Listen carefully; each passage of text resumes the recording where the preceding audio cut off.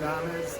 I'm a student at the University of Maryland Boulder campus, and I'm meeting the requirements of my Anthropology 345 Prehistory and Archaeology with Professor Dave Hasker, fall of 2019.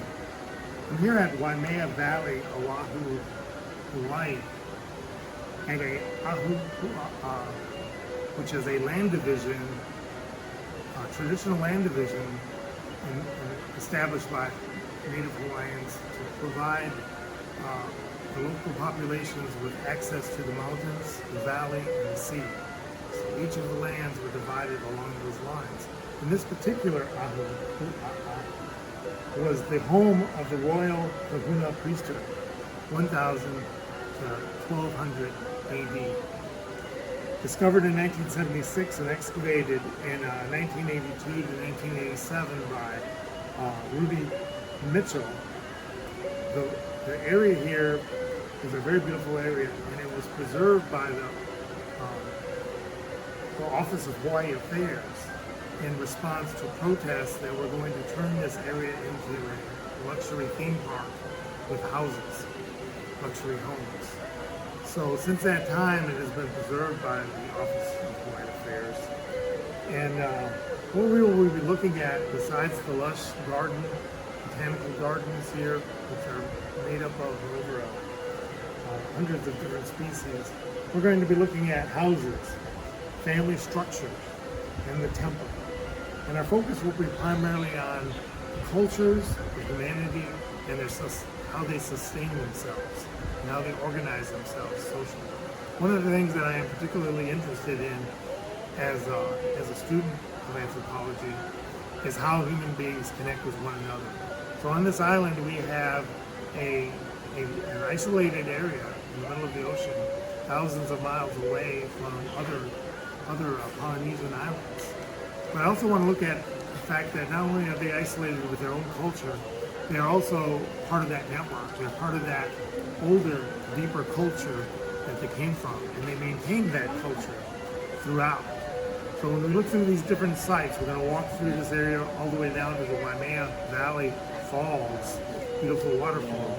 We'll be looking specifically at the material culture and the evidence of their family structure, as well as their connections with each other locally and their larger connections with the Polynesian culture, such as Fiji, Aratoa, and others. And we're going to be looking at how they're connected as humanity, because they all have the same characteristics: connecting, building, and strengthening, affirming one another. So we'll see that. Thank you.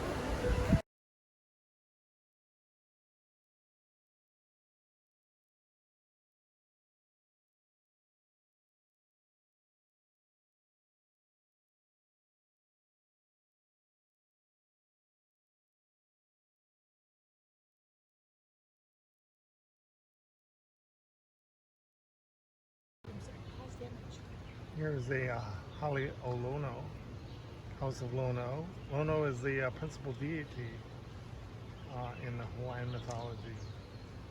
Consecrated sometime between 1470 and 1700, is a fully restored Haleolono, one of over 70 noteworthy archaeological sites identified in this valley.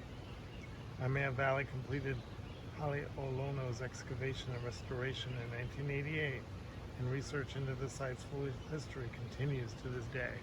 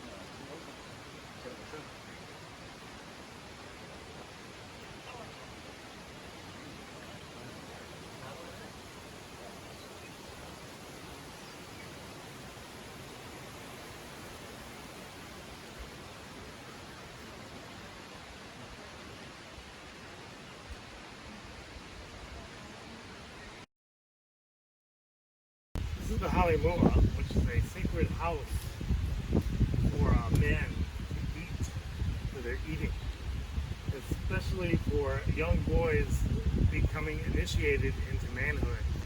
This is like a sacred rite of passage. They would eat in this home, offer their prayers and offerings, and transition from boyhood to manhood. Over here we have the Hali Kahumua, which means the cooking house.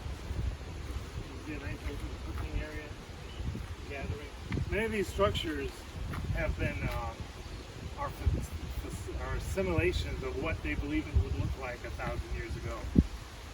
And the Office of Hawaiian Affairs has maintained this look in order to give us that impression. This is all maintained by volunteers and other students. So normally it was a thatched open-air house for cooking and throwing utensils. Most of the cooking, as you can imagine, was done outdoors.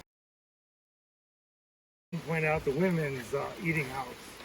This is not only the women's eating house, but also the young boys and children who had not yet been admitted into the men's eating house. Particular interest, though, is that the culture of the Hawaiian is the men primarily did the cooking, not the women. So you find a definite structure or social divide, men and women and children, and this was considered a kapu system. It's a way of maintaining balance in society. It's very easy to look at this along the lines of our own culture as segregation of men and women, but it's also a way of dividing the skills of individuals. And women played a very central role in their spirituality. You'll see this throughout the culture, offering sacred rites and traditions to emphasize the divinity for the different parts of the world and the culture.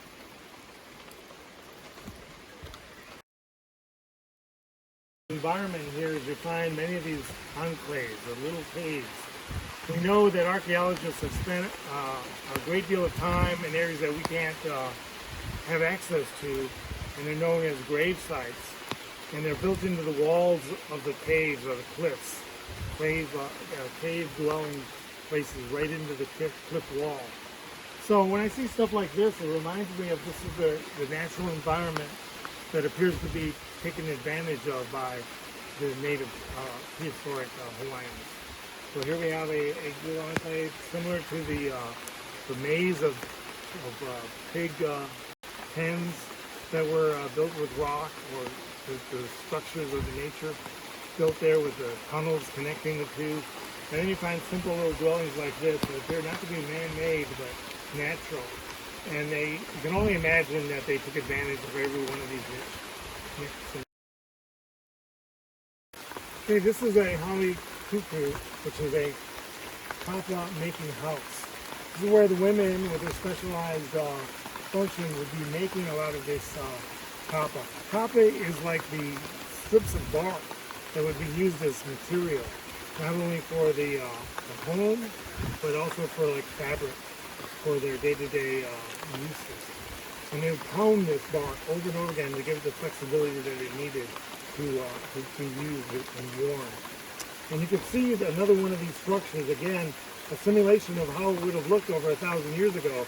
But one thing to note is that the holes where the posts are actually authentic. So each of the holes were found and discovered, and then these were built up, representing what the structure here would have looked like. I'm sitting under a wonderful hali ola. Ola refers to healing, and hali, if I didn't mention it earlier, has to do with means house. Halikoa, for example, is a very popular destination here in Hawaii, owned by the Service Members Association, is House of the Warriors. So here we have the hali ola, and it literally means house of healing. And what I find interesting about this site and the culture is that healing was always associated with well-being. It emanated from wellness, a mental state, emotional state, a heart of goodness. And so healing was meant to be procured in the company of others and developing that sense of wholeness. One of the words that I often refer to is aloha. Aloha has the meaning of ha, meaning the breath of life, and hali, aloha, I'm sorry, aloha. And those words combined give you the description of that you're giving something of essence from your heart to somebody else. And you're sharing that. It can be shared. The breath of life can be shared. And it literally went from nose to nose. The equivalent of a kiss was touching of the foreheads and nose, and the breath came from the nose. The mouth is considered to be a bit unclean because all kinds of things went in and out of it, speaking as well as eating of foods. But the breath was considered to be something of the heart or soul. And the breath of life came through the nose. So as you shared the breath through your nose, you shared that breath of life. And so to have a relationship with somebody that was good and healthy and whole included your own well-being and your healing and could bring about healing.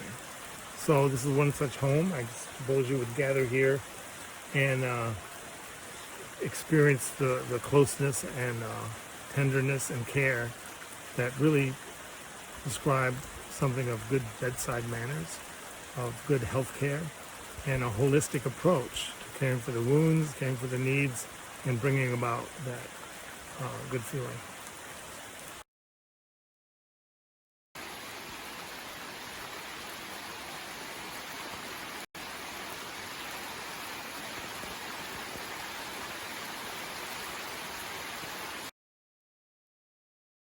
And this is where they would build the canoes, although technically this would not be in this spot. You can imagine we're up in the mountains a little bit, or in the valley towards the mountains. This structure would actually take place, of course, closer to the water. No sense in building the canoes here and then hauling it further down. But they have it here just for context to show the whole community. In reality, the community was connected beyond this large valley. And it's still in progress. They're actually working on replicating this in more detail.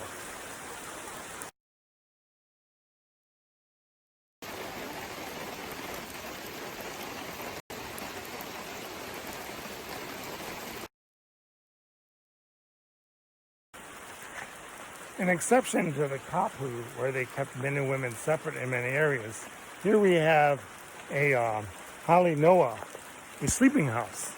Hali noa is where men and women and children could spend time together and as a family and combined. So it was a common house where everybody could come together and spend their time. And there really was no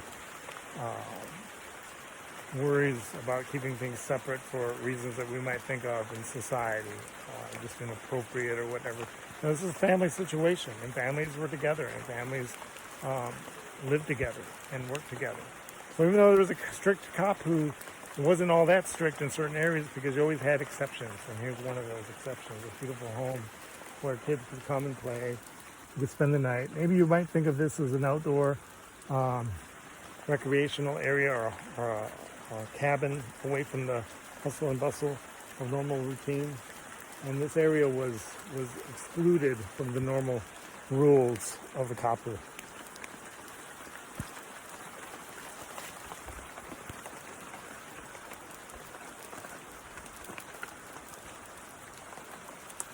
And typically it would be divided between a living area and a sleeping area.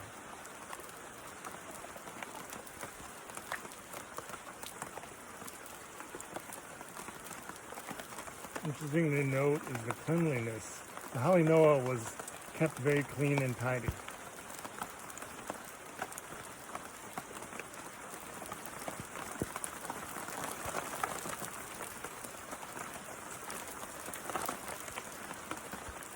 This is a way of an ohana. Ohana is the Hawaiian word for family. And like many other traditions around the world, words like ohana, meaning family, did not really apply toward a strict nuclear family. It was a very extended family. We have extended family not only by blood, but by relationships. Considering yourself to be ohana was considered to be family, to be an adopted family. Say you're ohana, says you are family. And similar to cultures like Kajuk in Korean and Mishpachah in Hebrew, these words imply the ability to make relationships and have a connection with someone, to bring about healing, to bring about health, that you are no longer alone, that you are connected.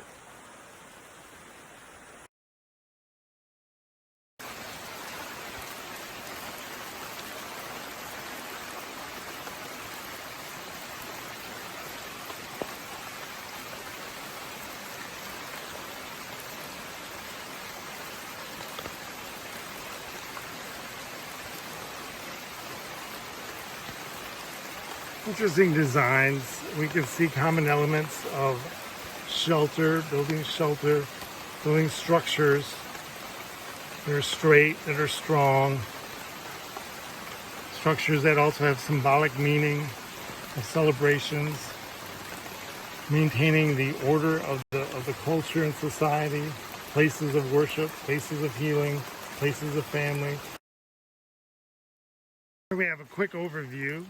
Just a quick overview of the entire traditional living site, life in Ka'uhali.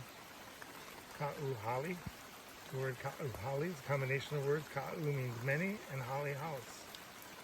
Traditional household would have a group of separate houses instead of a single large house with rooms.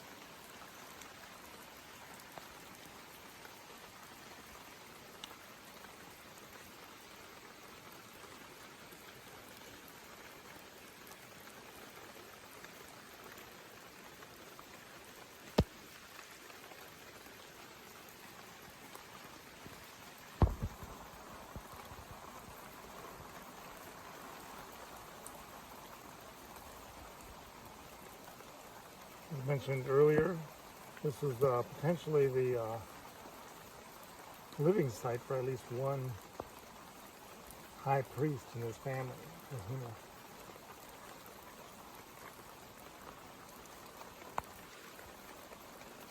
Here we go again, another word, aina.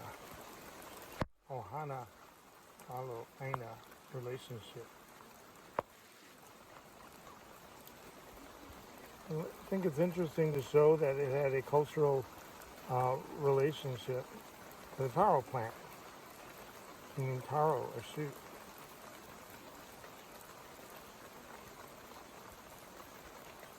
Aina is the land.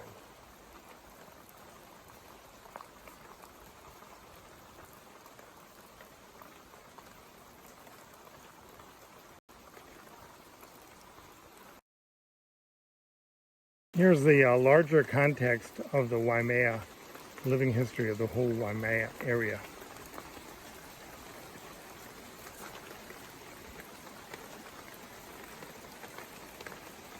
And here you can see the land divisions.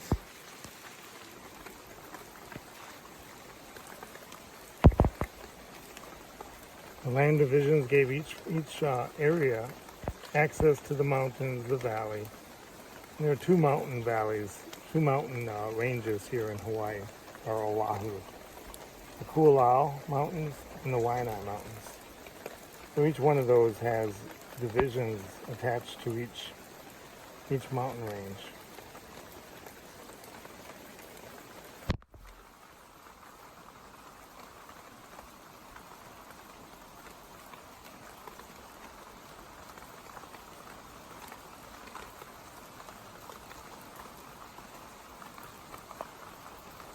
I think it's interesting too, the point at the top of this sign talks about how the word history is not really translated in the culture, as they tend to emphasize living relationships between people.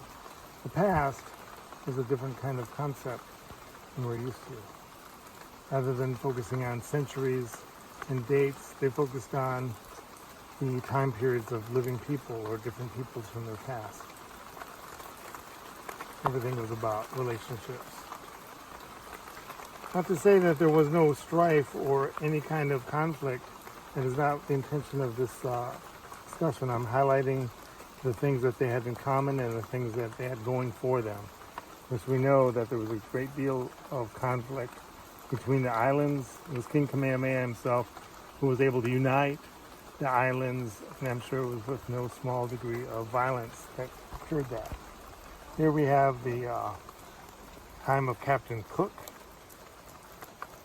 The conflict that arose between the local kingships played into that.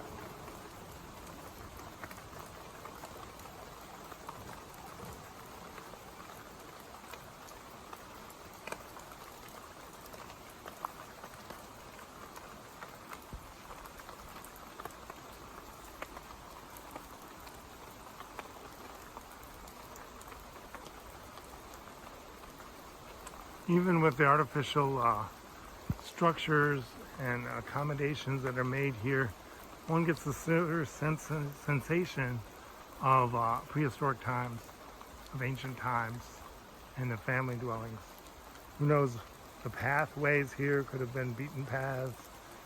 They could have been formed somehow over the 1,000 years or hundreds of years. And here's another example of the cultural staple of the taro. Taro is incredibly important to the history of Hawaii.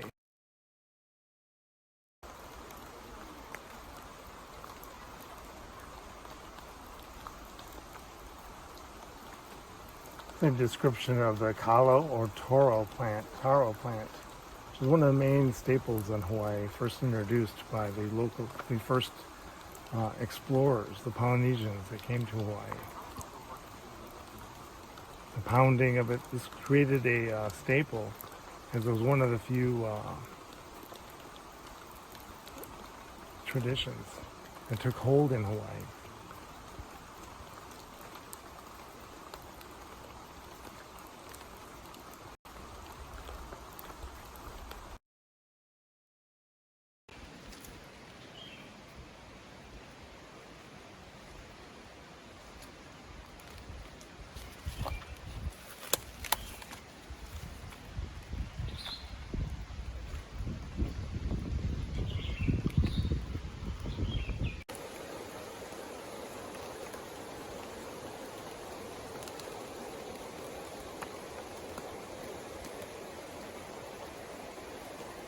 You can see the mud coming through the stream there. That's a natural occurrence as the rivers flow downhill, bringing some of the minerals and dirt from the mountains into the sea.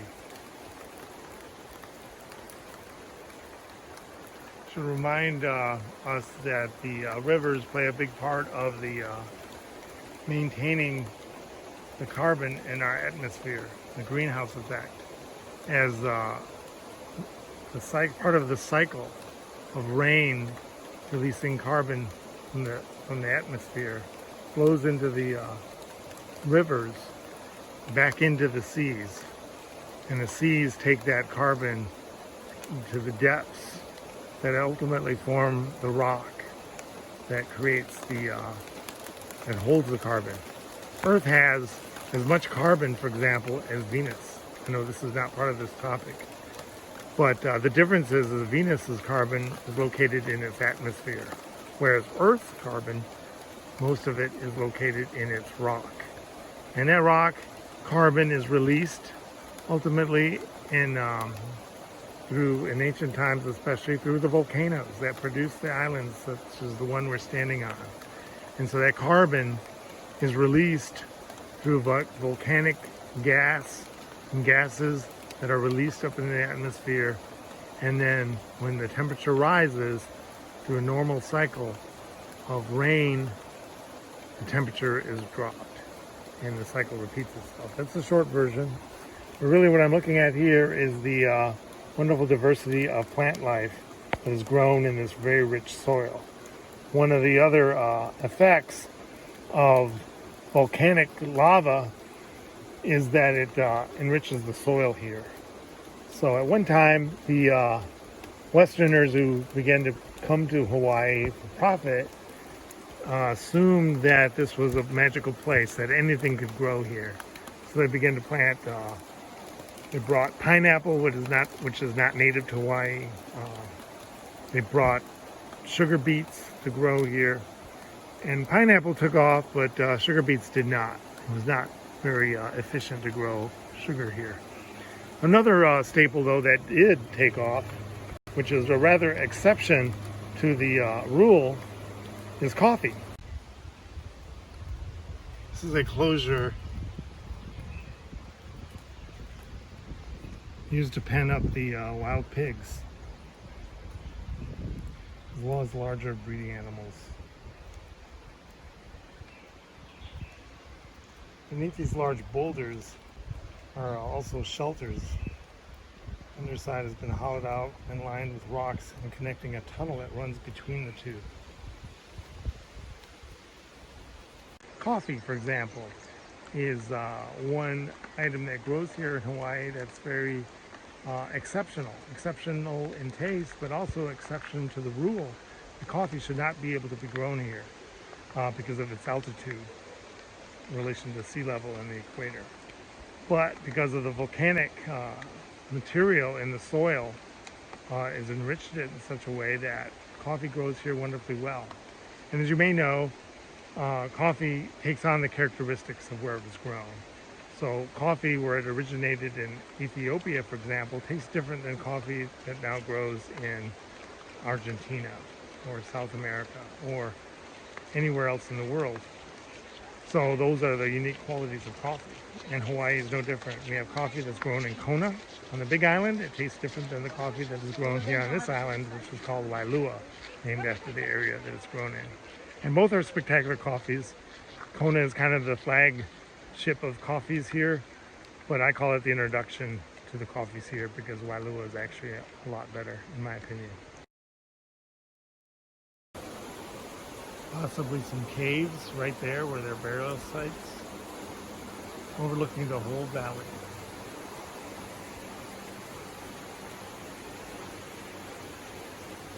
Giving the living people the sense that their ancestors were overlooking them from above.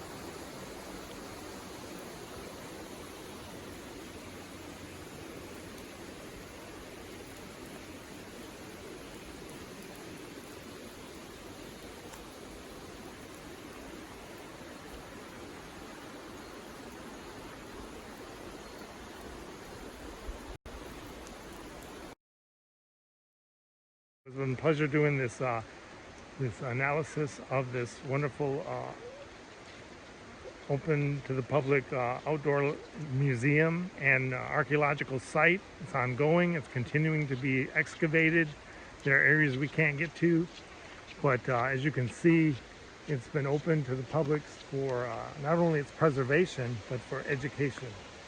The aim here is not just for touristy type of exploitation, but a way to preserve the culture. And this is one of the few sites that I've seen that actually seems to have that maintained intact. You have many people who lived here and grown up here all their lives, and they talk about the rich history. And they've grown up in some of these up higher in the mountains, and they'll talk about their experiences. And they've recognized that this is not just an example of Hawaii, of ancient Hawaii, but it's a sacred site. Consider it to be sacred still. This is the burial sites. There are burial caves into the walls of the cliffs. And so you can sense that. It is a touristy spot. You can go down this road and see a beautiful Waimea Falls. You can swim in it when it's open. Right now we had a lot of rain, so I think they closed it for swimming. But it's in its natural environment. You've probably seen it in many movies. The same waterfall. If you see a little pond, a little small tiny lake, and a beautiful tall waterfall above it, it's probably this one. This is probably the one. Anyway, I come here mostly to look at the sites and get a feel for what it was like 1,000 years ago. Hope you enjoyed it. It's very impromptu, but I used my skills, and the skills I learned in this course helped me look at this with fresh eyes and understand uh, the commonality we have with one another as human beings, and the unique diversity that there is in how we adapt to the environment, how we adapt toward it, and shape it and shape our lives, use it to shape our lives and our traditions. Thank you very much.